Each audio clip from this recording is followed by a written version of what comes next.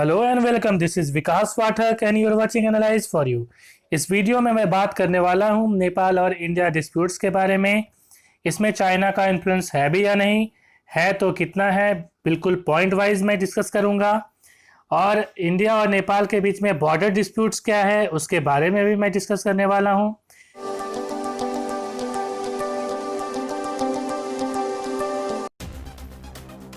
तो कहानी की शुरुआत होती है जब BRO बॉर्डर रोड ऑर्गेनाइजेशन की काफ़ी पहाड़ वाले एरिया में या बॉर्डर वाले एरिया में रोड बनाती है।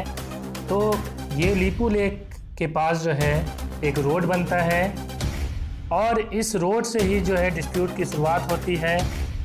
तो नेपाल गवर्नमेंट जो है इस पे क्या करती है, इसका विरोध करती है कि इसका रोड क्यों बनाया गया, आप नेपाल से परमिशन क्यों नहीं लिया गया। तो भारत सरकार कहती है कि ये जो सड़क है ये हमारे रोड में बनाया गया, हमारी टेरिटरी के अंदर बनाया गया, मीन्स भारत के अंदर बनाया गया। तो इस तरह से ये रोड जो है इनॉग्रेट हो जाता है। इस रोड के बनाने के पीछे दो कारण रहे हैं। पहला कारण ये है कि यहाँ से आप मानसरोवर जो है इजीली, ये मानसरोवर यहाँ तिब्बत में, ये मानसरोवर ये चाइना में है, तो यहाँ से आप जा सकते हो। ये काफ़ी शॉर्टेस्ट रूट पड़ता है मानसरोवर जाने के लिए। मानसरोवर जाने के लिए आपके पास तीन ऑप्शन है। पहला ऑप्शन तो मैंने यहाँ पे बताया अभी। दूसरा ऑप्शन है आप न्यू दिल्ली से आप नेपाल जो है काठमांडू आप जाएंगे, यहाँ एयरपोर्ट के थ्रू जो है न्यू दिल्ली से आप एयरपोर्ट लेंगे और एयरपोर्ट से प्लेन लेकर आप काठमांडू पहुँचेंगे और इसके बाद सीधा आप पहुँचोगे कैलाश मानसरोवर, इधर से चाइना होते हुए। दूसरा ऑप्शन है तीसरा ऑप्शन है, this is the second option. Third option है आपके पास, आप ये नाथुला जो है सिक्किम में है, यहाँ से आप होते हुए आप मानसरोवर पहुँच सकते हो। तो इसमें से जो है सबसे जो आसान ऑप्शन है वो है नंबर 1 वाला ऑप्शन। मिस जो आप यहाँ पे देख रहे हो लीपू लेक पास से, ये काफ़ी शॉर्टेस्ट डिस्टेंस है। इसमें जनरली 5 डेज पहले लगते थे, लेकिन अभी जो सड़क बनाई गई है 80 किलोमीटर की सड़क BRO के द्वारा, तो इस सड़क से क्या होगा कि जो 5 दिन का जो टूर था वो 2 दिन में इजीली पहुंचा जा सकेगा। और भी एक फ़ायदा ये है, टाइम तो बचत हुआ ही, दूसरा बचत ये है कि यहाँ पे काफ़ी ज़्यादा एक्सीडेंट होता था पहले, क्योंकि ट्रेकिंग करना होता था, सड़क काफ़ी ख़राब थी, काफ़ी ज़्यादा माउंटेनस रीजन था, तो इस तरह से काफ़ी ज़्यादा एक्सीडेंट होता था। तो एक्सीडेंट भी काफ़ी ज़्यादा जो है इसमें कमी आएगी, तो ये भी एक फ़ायदा है इस रोड को बनाने का। कि शी जिनपिंग के साथ हमारी प्रधानमंत्री मोदी जी की मीटिंग होती है 2015 में, जब मोदी जी जो है वो चाइना जाते हैं और एक तरह की मीटिंग होती है और दोनों के बीच एक जो है एग्रीमेंट होता है कि आप यहाँ पे आप एक रोड बना सकते हो। इससे क्या होगा कि चाइना और इंडिया के बीच जो ट्रेड है वो काफ़ी आसानी से जो है हो पाएगा इस रोड के थ्रू में। ठीक है, हालांकि मैं एक बात बता दूँ यहाँ पे कि ये रोड काफ़ी पहले से यूज़ हुआ था। पहले भी जो है पिलग्रिमेज के लिए मानसरोवर के यात्री यहाँ से जाते थे, लेकिन सड़क काफ़ी ख़राब थी। अब क्वेश्चन ये है कि ये जो रोड है इसमें डिस्प्यूट क्या है, नेपाल का क्या डिस्प्यूट है। देखिए, नेपाल कहता है कि एक सुगौली ट्रीटी हुई थी, आगे मैं बताऊंगा क्या हुआ था उसमें। तो सुगौली ट्रीटी के अकॉर्डिंग जो है ये जो जगह है ना, इस तरह से नेपाल अभी एक नया मैप लॉन्च किया है और उसने इसको इस तरह से निकाल दिया। मैं मैप भी दिखा दे रहा हूँ। मीन्स इसको पहले जो है टेरिटरी में नहीं दिखाता था, लेकिन अब नेपाल कह रहा है कि ये जो सुगौली ट्रीटी के अकॉर्डिंग ये जगह उसकी है।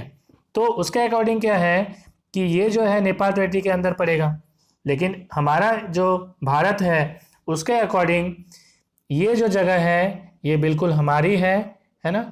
तो चलिए अब मैप में मैं दिखाता हूँ कि नेपाल ने कौन सा नया मैप जारी किया है। मैप है, आप देख रहे हो।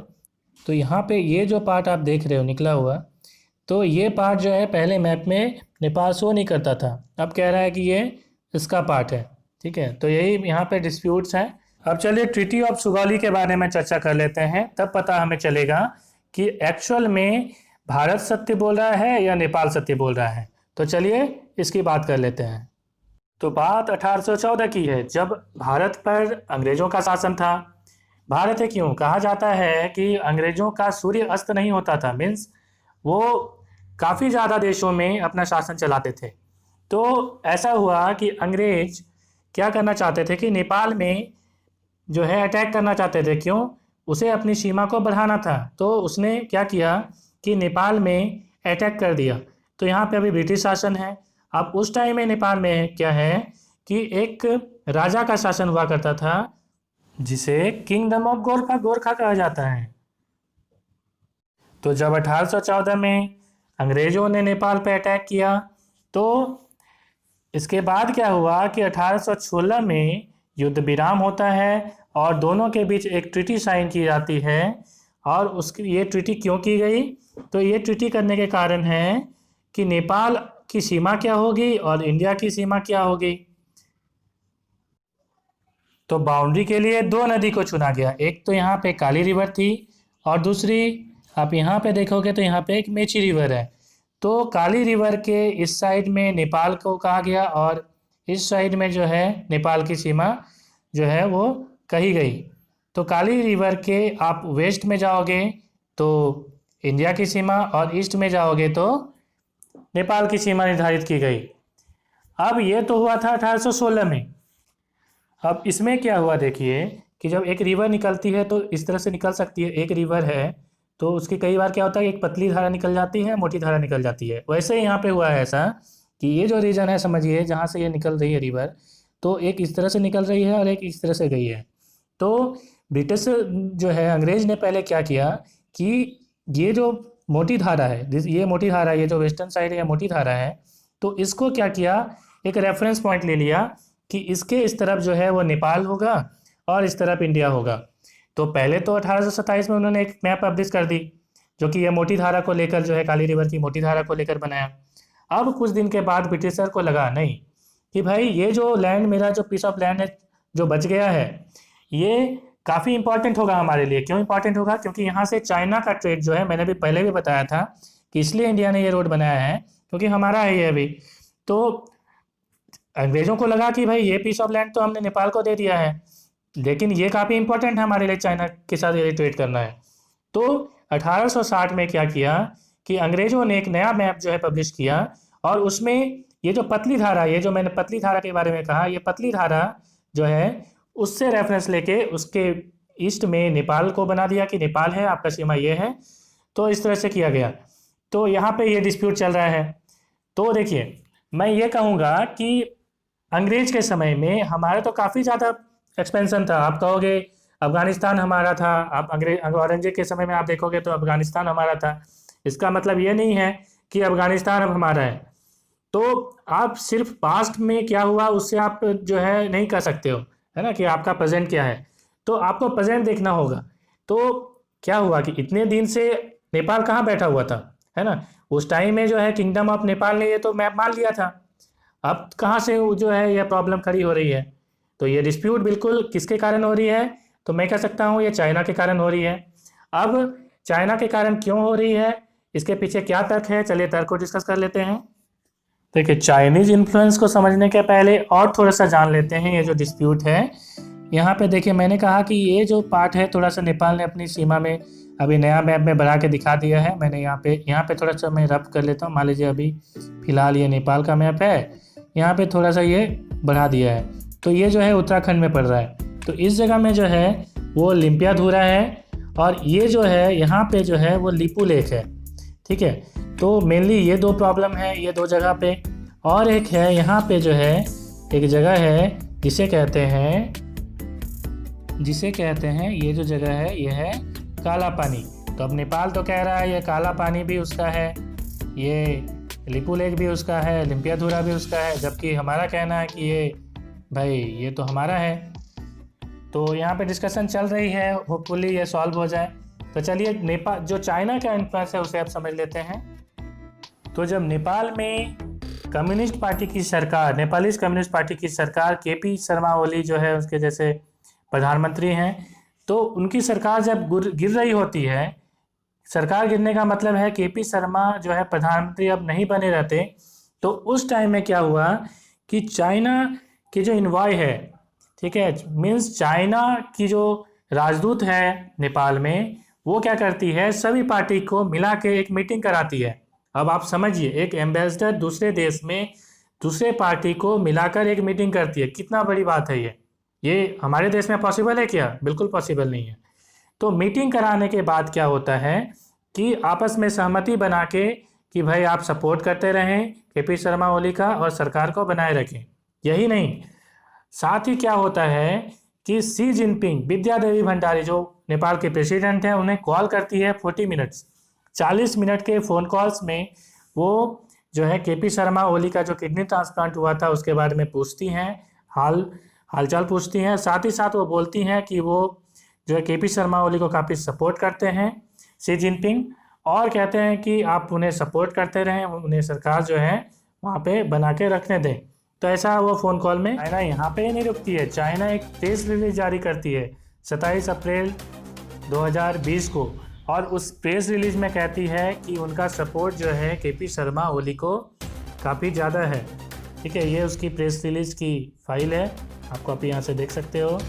तो हमने बात की चाइना की इन्फ्लुएंस की, नेपाल में कैसी है।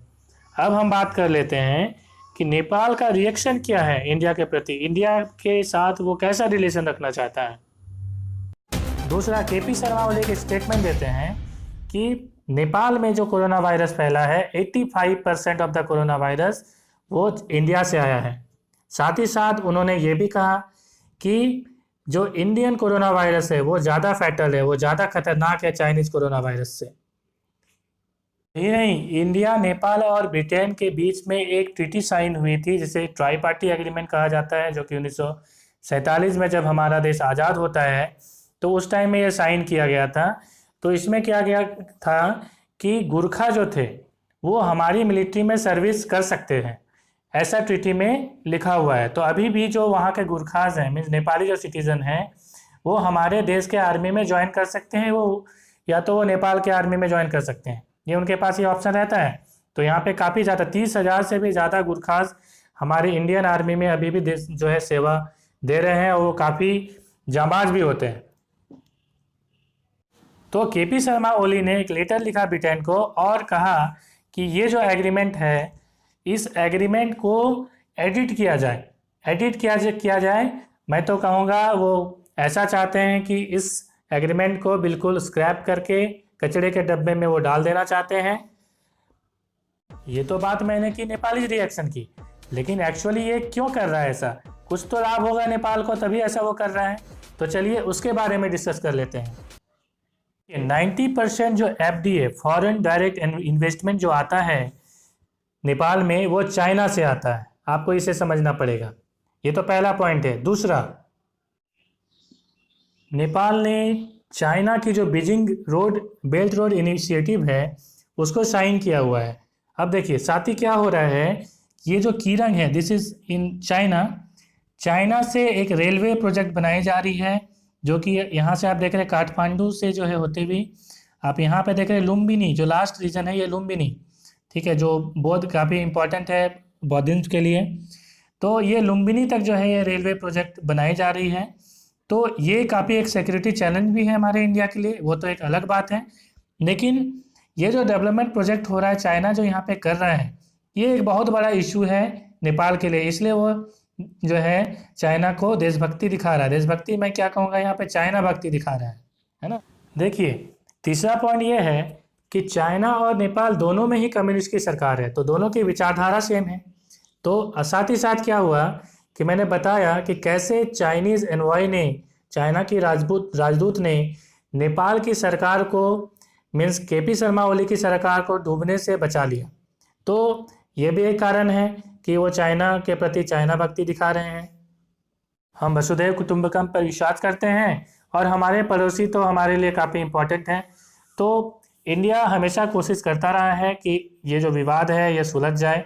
हाल ही में आपने देखा कि सीतामढ़ी के पास में कैसे एक जो भारतीय नागरिक है उसकी जान चली गई, उसे गोली मार दी गई। हालांकि ये लोकल इशू बताया गया, लेकिन मैं ये नहीं समझता, क्योंकि लोकल इशू होने के बावजूद भी यहाँ पे नेपाल के पास ये ऑप्शन था कि वो इसे अच्छे से हैंडल करते और उन्हें, उन नागरिकों को अरेस्ट करके वो जो सशस्त्र सीमा बल है हमारे देश के, उन्हें वो सौंप देते। हार्डली ये वो कर सकते थे, लेकिन उन्होंने ऐसा न करके फायरिंग कर दी और जिसमें एक भारतीय नागरिक की मौत हो गई। ये काफ़ी दुखद है, इसमें काफ़ी प्रोटेस्ट हो रहे हैं और देखते हैं आने वाले दिनों में क्या होता है। होपफुली हमारे और नेपाल के बीच में संबंध अच्छे हों, लेकिन उम्मीद मुझे कम है, क्योंकि जब तक केपी शर्मा ओली की सरकार वहाँ पे रहेगी तब तक वो चाइना के प्रति भक्ति दिखाते रहेंगे। आपका इसमें क्या ओपिनियन है आप बताएं कमेंट में, और वीडियो यदि अच्छी लगी हो तो कृपया लाइक शेयर और चैनल को ज़रूर सब्सक्राइब करें। Thank you.